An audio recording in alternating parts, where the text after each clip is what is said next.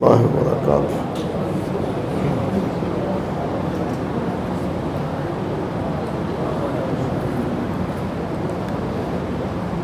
ان الحمد للہ رب العالمین والصلاة والسلام علی سید الانبیاء والمرسلین وعلی آلہ وصحبہ ومن تبعهم بإحسان إلى يوم الدين وأشهد أن لا إله إلا الله وحده لا شريك له وأشهد أن محمدا عبده ورسوله أما بعد۔ محترم حضرات، آج اللہ سبحانہ و تعالیٰ کی توفیق سے پہلے تو سورۃ الاعراف کی تکمیل ہوئی اور اس کے بعد کچھ حصہ سورۃ الانفال کا الحمدللہ تلاوت ہوا ہے۔ اللہ سبحانہ و تعالیٰ اپنی کرم نوائی اور مہربانی اور رحمت سے جس طرح سننے سنانے کی توفیق عطا فرماتے ہیں، اسی طرح اپنی مہربانی خاص سے اسے قبول بھی فرمائے۔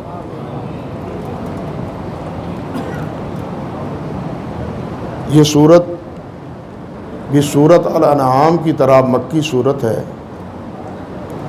مکہ مکرمہ میں ہجرت سے پہلے یہ سورت نازل ہوئی۔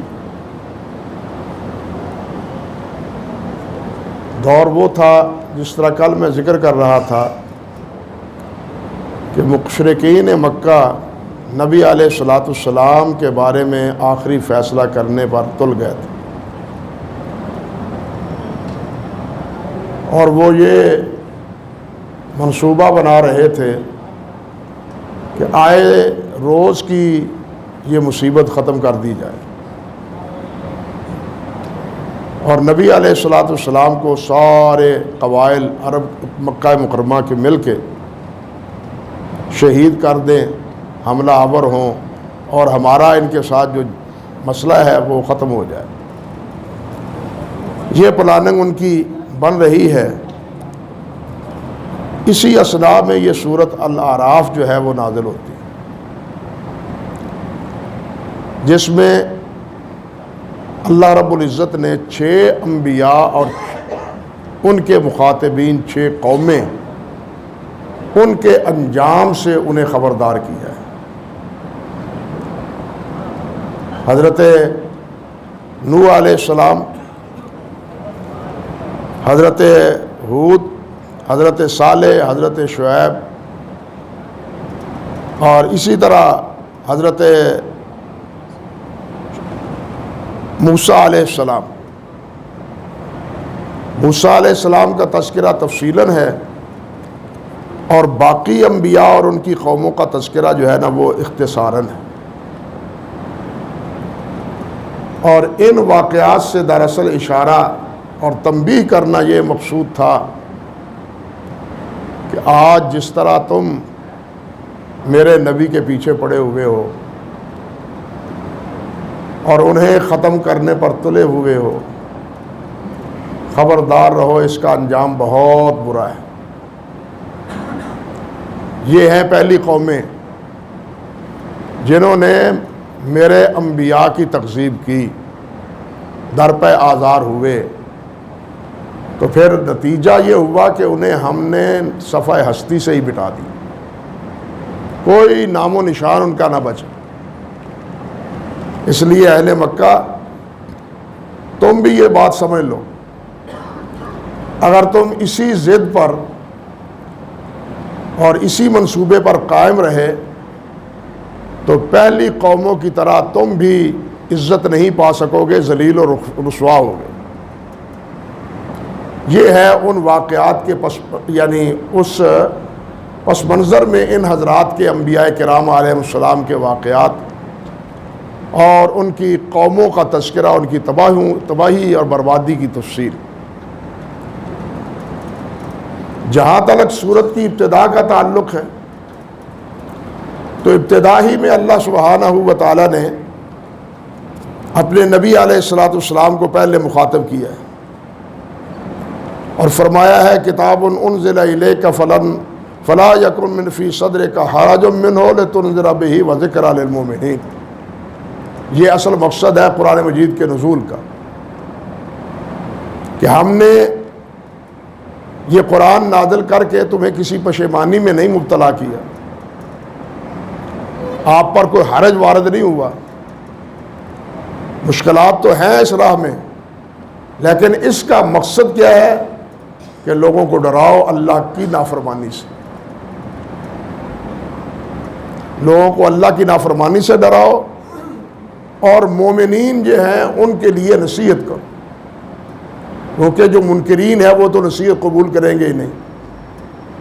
البتہ ان کے لیے تخفیف ہے، یعنی ڈرانا، خبردار کرنا، ہوشیار کرنا، جس طرح کہ پہلی قوموں کے واقعات بیان کر کے انہیں خبردار کیا گیا ہے۔ دو مقصد ہی ہیں، ایک کفار کے لیے اور ایک مومنوں کے لیے۔ اہل ایمان کے لیے تبشیر ہے، اور اہل کفر کے لیے، شرک کے لیے وہ نذیر ہے۔ آپ کے اوصاف میں بھی دونوں چیزیں ہیں، بشیروں و نذیرہ، کہ آپ بشیر بھی ہیں اور آپ نذیر بھی ہیں۔ بلکہ ابتدا رسالت کی جب ہوئی ہے، اقرأ بسم ربک الذی خلق، یہ صورت تو ہے جس میں آپ کی نبوت کا اظہار ہے، آپ کو نبی بنایا گیا ہے۔ لیکن سورت المدثر میں آپ کو رسالت کا حکم دیا ہے، پیغام دینے کا، اور اس میں بھی کیا فرمایا ہے؟ یا ایھا المدثر قم فانذر وربک فکبر۔ وہاں بھی سب سے پہلی ذمہ داری کیا ہے؟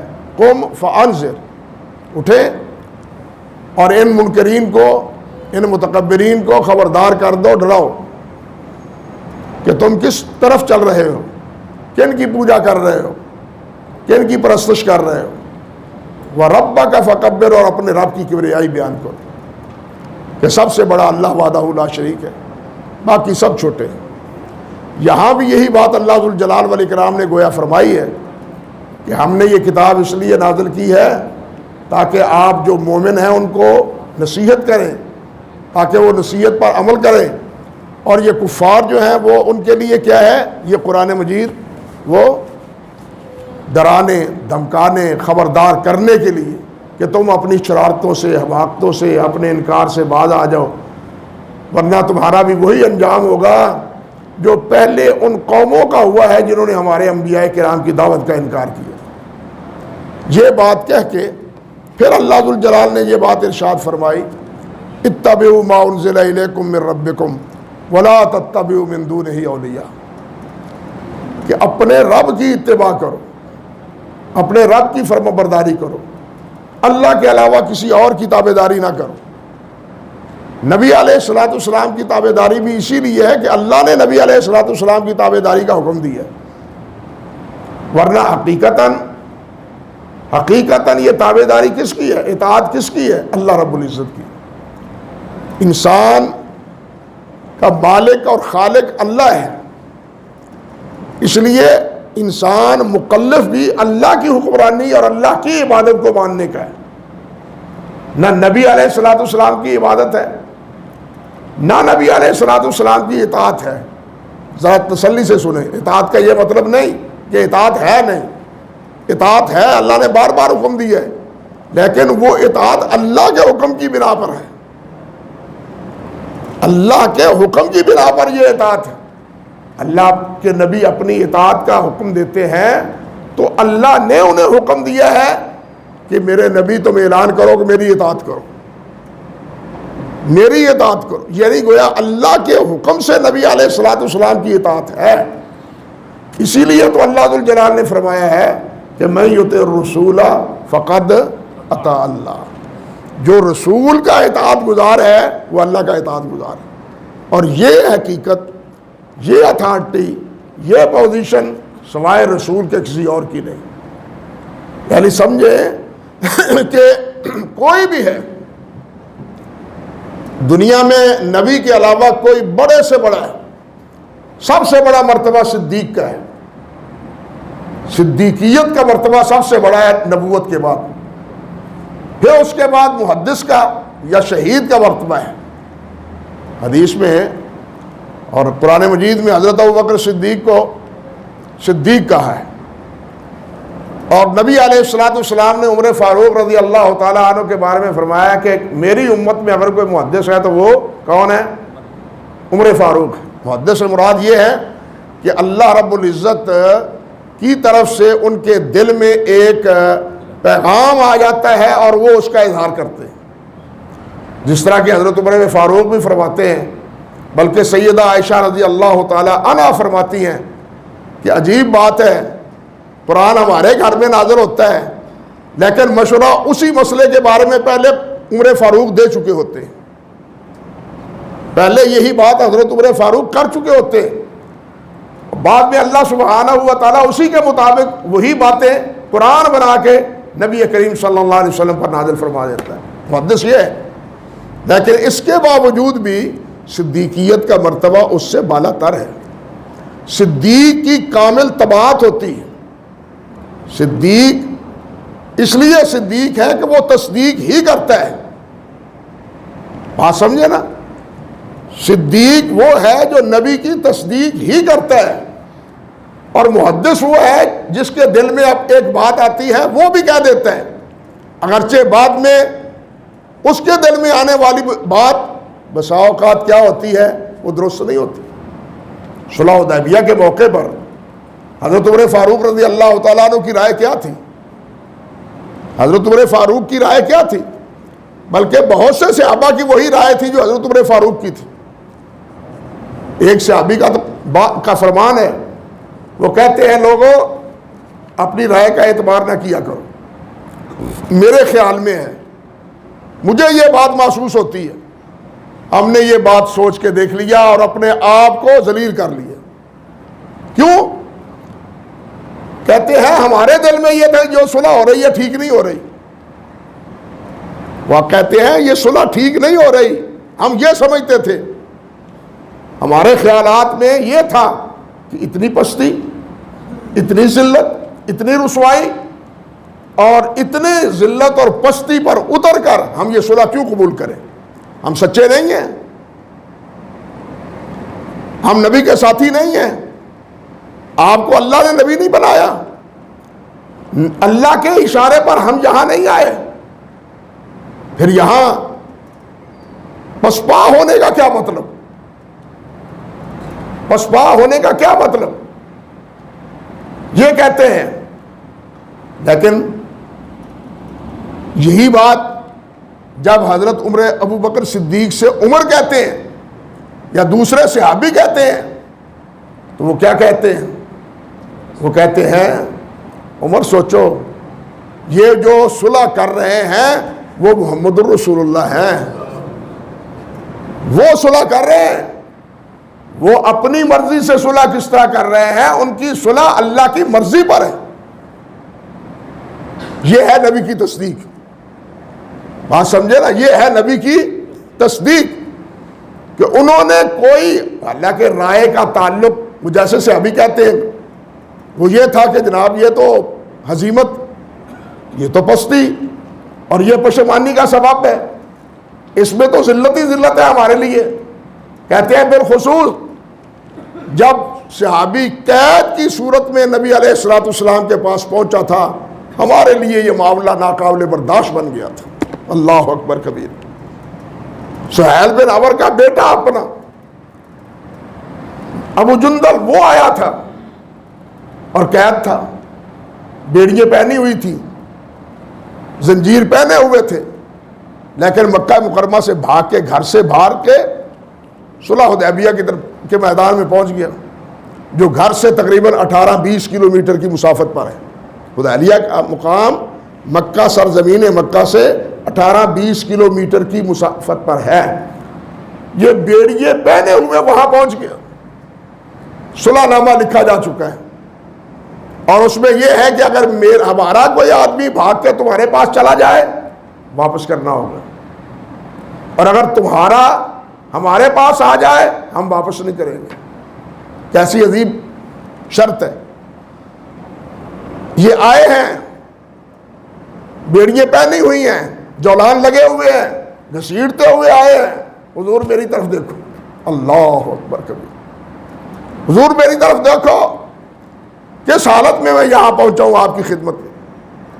نبی علیہ السلام نے فرمایا ابو جندل ہم معاہدہ کر چکے ہیں، ہم عہد کی خلاف ورزی نہیں کر سکتے۔ صحابہ کہتے ہیں جو ہمارے دل پر تیر چلے ہم حیران تھے کہ کیا کریں اور کیا کہہ سکیں، لیکن ہماری یہ رائے باطل قرار پائی نبی علیہ السلام کی صلح پر۔ کہتے ہیں لوگوں رائے نہ مانو، اللہ کے رسول کا فرمان مانو۔ بات سمجھو، میری رائے میں یہ آتا ہے، مجھے یہ سمجھ آتی ہے، اس میں بھلائی ہے، اس میں بہتری ہے، بہتری اسی میں ہے جس میں اللہ کے رسول نے فرمایا، بھلائی اسی میں ہے جو بات اللہ کے رسول نے ارشاد فرمائی۔ اس کے مقابلے میں صحابی کی بات جو ہے اس میں بھی کوئی بھلائی نہیں، صحابی کی بات بھی اس میں بھی کوئی کمال ہے نہیں، کمال ہے تو نبی کریم صلی اللہ علیہ وسلم کے فرمان کو کمال ہے۔ تو یہاں اسی بات کا حکم ہے، ابتدا ہی میں فرمایا کہ تابعداری کس کی کرو؟ جو اللہ نے نازل کیا ہے، ما انزل الیکم من ربکم، اور وہ نزول یا قرآن مجید کی شکل میں ہے یا پھر نبی علیہ الصلوۃ والسلام کے فرمان کی شکل میں، کیونکہ نبی علیہ الصلوۃ والسلام کا بھی ہر فرمان وہ کیا ہے، ان اتبع الا ما یوحی الی، میں اسی کی تابعداری کرتا ہوں جو میری طرف وحی کی جاتی ہے۔ نبی علیہ السلام وحی سے ہٹ کے کوئی بات نہیں کہتے تھے، اگر کوئی بات اجتہادی طور پر کہی بھی ہے اور اس میں اللہ کے ہاں کوئی نامناسب بات تھی، فوراً جبرائیل کو اللہ ذوالجلال بھیج دیتے تھے، اور آپ کچھ لمحے کے لیے بھی اس موقع پر قائم نہیں رہتے تھے، بلکہ اللہ سبحانہ و تعالیٰ اس کے بارے میں فیصلہ فرما دیتے تھے۔ بہت سے واقعات موجود ہیں۔ تو آپ کا ہر حکم، آپ کا ہر فرمان وہ بھی کیا ہے، وحی الہی ہے۔ اصل خرابی کی بنیاد یہ ہے، ہم نے اپنے عقائد، اپنے اعمال وہ وحی سے لینے چھوڑ دیے، وہ وحی سے۔ عقیدے کی بنیاد یہ کتاب ہے، عمل کی یہ کتاب یہ بنیاد ہے۔ دوسرے نمبر پر نبی علیہ الصلوۃ والسلام کی احادیث مبارکہ ہیں، آپ کے فرامین ہیں، آپ کی ہدایات ہیں۔ یہ دو چیزیں ہیں جو من جانب اللہ ہے، ان دو کے علاوہ کوئی چیز بھی من جانب اللہ نہیں ہے۔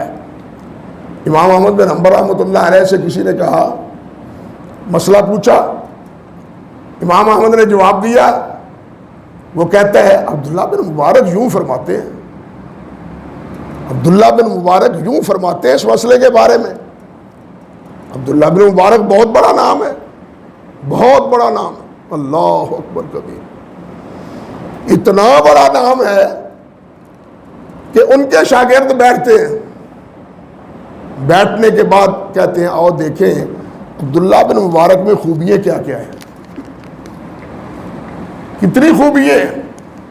ہاں جی، یہ تو جناب تہجد گزار ہے، ذاکر ہے، مجاہد ہے، انفاق فی سبیل اللہ کرتا ہے اور بے تحاشا کرتا ہے، اللہ اکبر۔ حتیٰ کہ آپ دیکھیں سفیان بن عیینہ، سفیان ثوری، فضیل بن ایاس، ابن سماک، اسماعیل بن علیہ، ان پانچوں کو بیٹھے بٹھائے اپنی کمائی سے ان کے ہاں رزق پہنچاتے تھے، اور فرمایا کرتے تھے میرا دل تجارت کو نہیں کرتا، میں تجارت کر کے اس کا سارا نفع اس لیے کماتا ہوں کہ یہ ان کی خدمت میں کروں، بھیجوں، اور یہ دین کی خدمت آگے کریں، یہ معاش کی فکر سے بے نیاز ہو جائیں، یہ معاش کی فکر سے بے نیاز ہو جائیں، میں تجارت اس لیے کرتا ہوں۔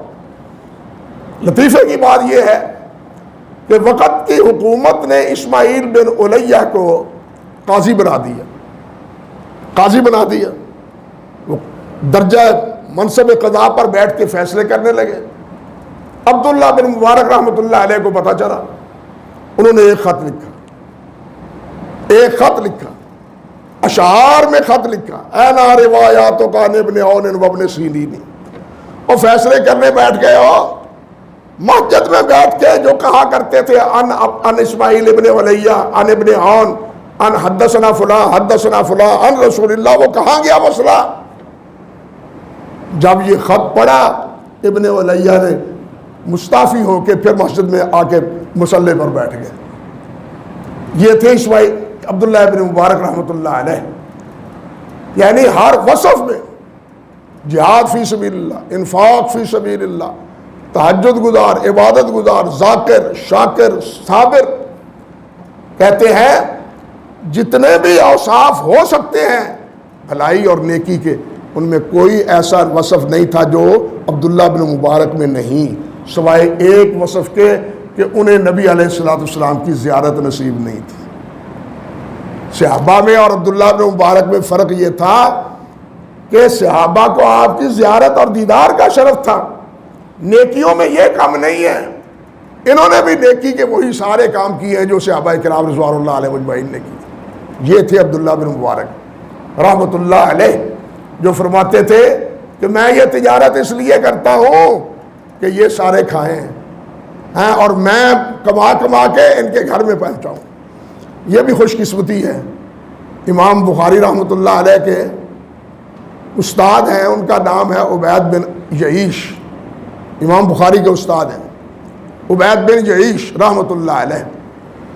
امام ابو نعیم اصبہانی رحمۃ اللہ علیہ نے اخبار اصبہان میں لکھا ہے کہ امام صاحب اللہ اکبر کبیرہ جس وقت کھانا تناول فرماتے تو یہ کھانا اپنے ہاتھ سے نہیں کھاتے تھے، کبھی ان کی بہن کبھی ان کا بھائی وہ لقمے بنا کے کھانے کے، اور یہ حدیثیں لکھتے تھے۔ اتنا وقت بھی ضائع نہیں کرتے تھے، یہ احادیث لکھتے، کھانے کا وقت بھی وہ اپنے ہاتھ کو مصروف رکھتے حدیث کے لکھنے میں۔ کتنے خوش قسمت وہ بھائی ہوں گے یا وہ بہن ہوگی، کتنا اجر اللہ رب العزت سے انہوں نے پایا ہوگا۔ یہ داعیہ، یہ جذبہ آہستہ آہستہ بالکل مفقود ہوتا چلا جا رہا ہے۔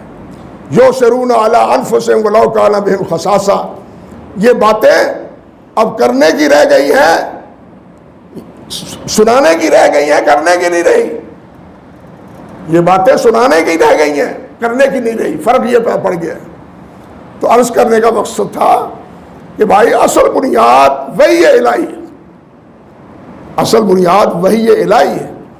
جب ہم دین کی بنیاد وحی سے کاٹیں گے پھر ہمارے لیے ہزاروں کتابیں ہیں، بہت سی کتابیں ہیں۔ ہمارے یہاں نصاب میں فصوص الحکم پڑھائی جاتی تھی، شیخ ابن عربی کی، وہ پڑھائی جاتی تھی۔ حضرت مجدد صاحب رحمۃ اللہ علیہ پہلے شخص ہیں جنہوں نے اس کی مخالفت کی۔ ان کے مکتوبات میں ہے، وہ کہتے ہیں مارا بنس کار نہ بفس، مارا بنس کار نہ بفس، ہمیں نص چاہیے کتاب و سنت کی، اور ہمیں فصوص الحکم کا فیصلہ نہیں چاہیے، اللہ اور اللہ کے رسول کا فیصلہ چاہیے۔ بات سمجھے؟ یہ علم بلند کیا اس دور میں حضرت مجدد صاحب رحمۃ اللہ علیہ نے۔ تو عبداللہ بن مبارک کی بات جو بتا رہا تھا کہ امام احمد بن حنبل رحمۃ اللہ علیہ نے آگے سے جواب کیا دیا، یعنی اتنا متبع وہ، امام احمد فرماتے ہیں کہ لم ينزل ابن المبارک من السماء، اللہ اکبر، لم ينزل ابن مبارک من السماء، آسمان سے عبداللہ بن مبارک نہیں آئے، آسمان سے وحی الہی محمد رسول اللہ پر آتی ہے، ہم اسی کے پابند ہیں۔ بات سمجھے بات؟ جب یہ تسلط تھا اس وقت عقیدے بھی بچے ہوئے تھے، بدعات سے بھی بچے ہوئے تھے، خرافات سے بھی بچے ہوئے تھے۔ آج کتاب و سنت نہیں ہے، نہ عقیدہ درست ہے نہ اعمال سے درست ہے۔ خرابی کی اصل جڑ یہ ہے، بنیادی بات یہ ہے۔ یہ کام فلاں حضرت صاحب کرتے ہوں گے، فلاں حضرت صاحب نے بتلایا ہے۔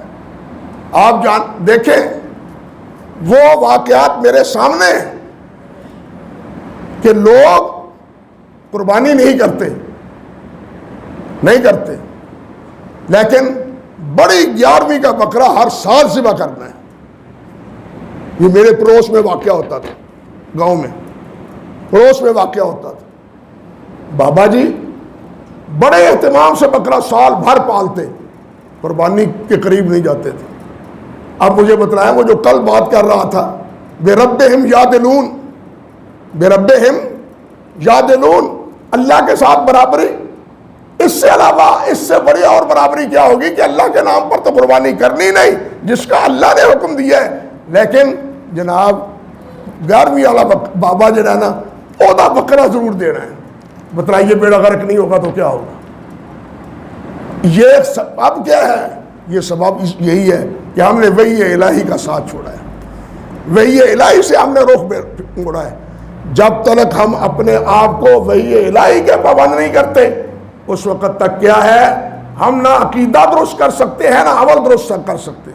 اس کے بعد واقعہ جو بیان کیا ہے اللہ ذوالجلال والاکرام نے حضرت آدم علیہ السلام کا اور شیطان کا، وہ اس کا نتیجہ بھی تو یہی ہے کہ ہم نے تو اب آدم کو کہا تھا خبردار اس کی باتوں پہ نہ آنا، یہ تمہیں جہاں نہیں رہنے دے گا، ہوشیار رہنا۔ لیکن اس نے بھی قسمیں کھا کھا کے آدم علیہ السلام کو یقین دلوایا کہ میں تو جا ہی رہا ہوں، جاتے جاتے تمہاری خیر خواہی کر جاؤں، تمہیں ایک سبق دے دیتا ہوں، اس کی پابندی کرو گے تو یہاں ہمیشہ رہو گے، ورنہ تم نے یہاں نہیں رہنا، تم نے جانا ہے زمین پر۔ اس لیے میں تو جا رہا ہوں، آپ نے اگر یہاں رہنا ہے تو پھر کیا ہے، پھر جس سے روکا ہے نا اس کا ایک باری پھل کھا لو۔ یہ شیطان کا مشورہ۔ رحمان کا وحی کیا تھی؟ سمجھے نا بات؟ رحمان کی وحی تھی نہیں، میری بات ماننی ہے۔ ادھر اس نے مفادات تک کا جھانسا دیا، مفادات کا جھانسا۔ یہ مفادات کا جھانسا آج بھی ہوتا ہے، اذان ہوتی ہے ہم کاروبار کر رہے ہوتے ہیں، یہ مفادات کا جھانسا ہے نا، ہم کاروبار نہیں چھوڑتے، گاہک آ جاتے ہیں، بھائی انہوں نے کتنے چھڑ کے جائیے، یہ بھی بیچارے بڑے دوروں آئے نے، یہ بھی سارا شیطان کا جھانسا ہے کہ اللہ رب العزت تو کہہ رہے ہیں حی علی الصلاۃ حی علی الفلاح، وہ حکم دے رہے ہیں کہ ادھر آؤ، فلاح ادھر ہے، فلاح ادھر ہے، کامیابی ادھر ہے۔ ہم کہتے ہیں نہیں، 4 پیسے ود وٹاں گے تو کامیابی اتھے ہے، ہم یہ کہتے ہیں۔ ہر حال ہمارا یہ ہے، جھانسا اب بھی وہی ہے۔ تو آدم علیہ السلام نے وہ بات مان لی، نتیجہ کیا ہوا؟ اللہ اکبر کبیرہ، لباس اتر گیا، جنتی لباس اتر گیا۔ اور آدم کیا کیا تو نے؟ الم انہاکما، میں نے تمہیں روکا نہیں تھا، خبردار نہیں کیا، کہا تھا؟ یا اللہ تیریاں قسماں کھا کھا کے انہیں یقین دلایا، مینوں تے تصور ہی نہیں سی کہ تیریاں قسماں کو جھوٹیاں بھی کھاندا ہوئے گا۔ ہاں، جھوٹی قسم کھان والا کہڑا ساتھی ہے؟ شیطان دا۔ تے ساڈے ملک تے عدالتاں وچ ساریاں قسماں جڑیاں جھوٹیاں کھا رہی نے، دسو وہ کون نے؟ بیڑا غرق سارا عدالتاں دا، عدالتی نظام دا ہویا ہے، تے اس سے وجہ تو ہے جھوٹی قسمیں کھانے کی وجہ سے۔ گاجر مولی کی طرح گواہ ملتے ہیں، کیس کی نوعیت اور اس کی حیثیت کے مطابق گواہ ہیں اور پیسے چل رہے ہیں۔ ہاں، ویسے کرپشن ختم ہو گئی ہے، ہم نے ختم کر دی ہے، حال یہ ہے ہمارا۔ تو یہ بات میں آدم علیہ السلام کا جو قصہ ذکر کیا ہے اللہ سبحانہ و تعالیٰ نے، وہ بھی دراصل اسی حکم کی پیروی میں ہے، اسی کے تناظر میں ہے کہ میری بات جب نہ مانی تو آدم علیہ السلام جنت میں بھی نہ رہے، تو تم جنت میں جا کیسے سکتے ہو اگر تم اسی طرح نافرمانی کرو گے؟ ہاں، اور شیطان کے ہتھے چڑھے رہو گے۔ اللہ ذوالجلال والاکرام نے یہ بات فرمائی۔ اور یہاں یہ بھی دیکھیے، سوچنے کی بات کہ جب کھایا، پھل کھا لیا، اس کا انجام کیا ہوا؟ پہلا انجام یہ ہوا کہ لباس اتر گیا۔ لباس ظاہری اتر گیا اور آدم علیہ السلام درختوں کے پتوں سے اپنا جسم ڈھانپنے لگے۔ اب دو چیزیں اس سے واضح ہوتی ہیں، اس میں دو چیزوں کا اشارہ ہے۔ ایک یہ کہ شیطان کا ارادہ یہ ہے کہ آدمی کو بے نقاب کر دے، ننگا کر دے، برہنہ کر دے۔ شیطان کا مقصد یہ ہے کہ آدم کو، انسان کو کیا کر دے؟ ننگا کر دے۔ شیطان کا یہ مقصد ہے۔ آدم علیہ السلام ہوئے نا، آج تہذیب ہماری کیا ہے؟ جدید تہذیب، وہ بھی یہی ہے، ننگے، آہستہ آہستہ ننگے۔ حتیٰ کہ ایک جگہ نیو یارک میں ایک پورا محلہ ہے جہاں رہتے ہی کوئی لباس ان کے جسم پر نہیں ہوتا، بالکل ننگے، الف للہ جنوں اندھے ہو، بالکل ننگے وہ رہتے ہیں وہاں۔ لیکن ان کے لیے گورنمنٹ نے ادھر شریف آدمی ہو تسی رہو ایتھے ہی، باہر نہ نکلے ہو بہتا، ہمیں کو اور نہ چند چڑھائے ہو جی۔ ہاں، شیطان کا پہلا کام یہ ہے کہ وہ انسان کو برہنہ کرتا ہے۔ اب آزادی کے نام پر جو تحریکی چلے ہیں، اس کو آپ جو بھی نام دے دیں یہ ہے شیطان کی پیروی، لیکن یہ ہمیں سمجھ نہیں آتی۔ شیطان کا پہلا حملہ وہ کیا تھا کہ انسان کو بے آبرو کر دے، اور انسان کی آبرو کس میں ہے؟ اللہ کے حکم کی تابع داری میں ہے۔ انسان کی آبرو کس میں ہے؟ اللہ کے حکم کی تابع داری میں ہے، اور انسان کی جو بربادی ہے وہ اللہ رب العزت کے حکم کی نافرمانی میں ہے۔ اس واقعے سے یہ بات سمجھ آتی ہے۔ لِيُرِيَهُ سَوْآتَهُمَا إِنَّهُ يَرَاكُمْ هُوَ وَقَبِيلُهُ مِنْ حَيْثُ لَا تَرَوْنَهُمْ۔ کتنا خطرناک دشمن ہے۔ ایک دشمن وہ ہوتا ہے جو سامنے ہے، انسان اس سے مقابلہ کر سکتا ہے، لیکن یہ دشمن ایسا ہے یہ کسی کو نظر بھی نہیں آتا، لیکن دشمنی میں پورا پکا ہے، نظر نہیں آتا۔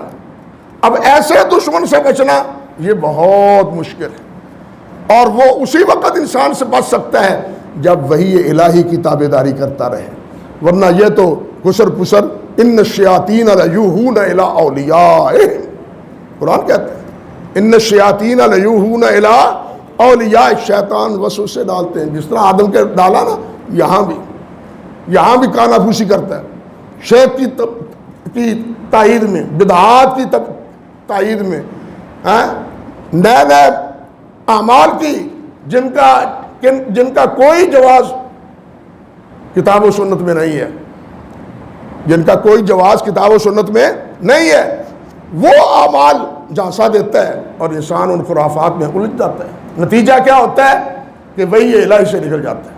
اس لیے میرے بھائیوں، بنیادی بات یہ ہے کہ وہی الہی کی تابع داری کرنی چاہیے۔ انبیاء کے قصص بھی دراصل اسی تناظر میں ہیں کہ میرے پہلے انبیاء بھی اللہ نے ان کی طرف وحی کی تھی، انہی کی تابع داری کرنی چاہیے تھی، اور ان کی مخالفت کرنے کے نتیجے میں پھر قوم نے دیکھ لیا نا، قوموں نے دیکھ لیا، بالخصوص اصحاب سبت نے، ہفتے کے دن یہودیوں میں سے جنہوں نے ہفتے کے دن کی بے حرمتی کی، نتیجہ کیا؟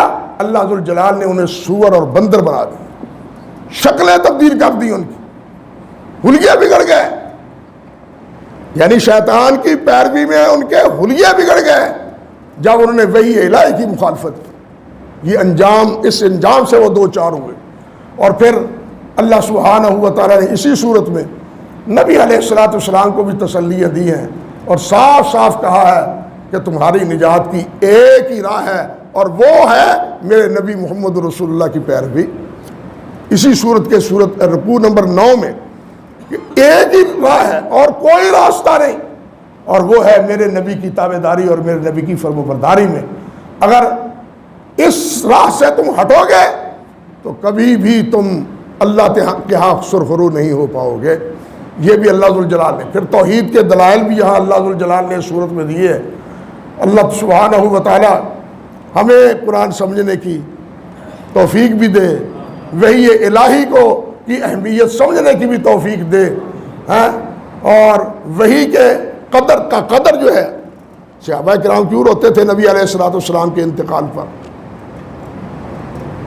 صحابہ روتے تھے، کبھی سیرت نبی کا مطالعہ کرو، وہ کہتے تھے روتے ہم اس لیے ہیں کہ آسمان سے پیغام کا انقطاع ہو گیا ہے، اب تو اللہ کے پیغام نہیں آئیں گے۔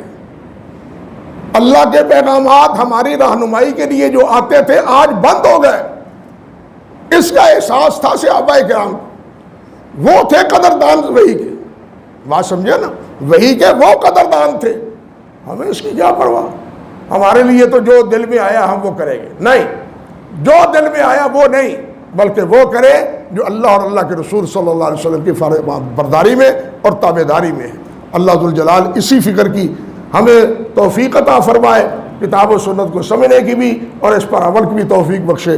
وآخر دعوانا ان الحمدللہ رب العالمین۔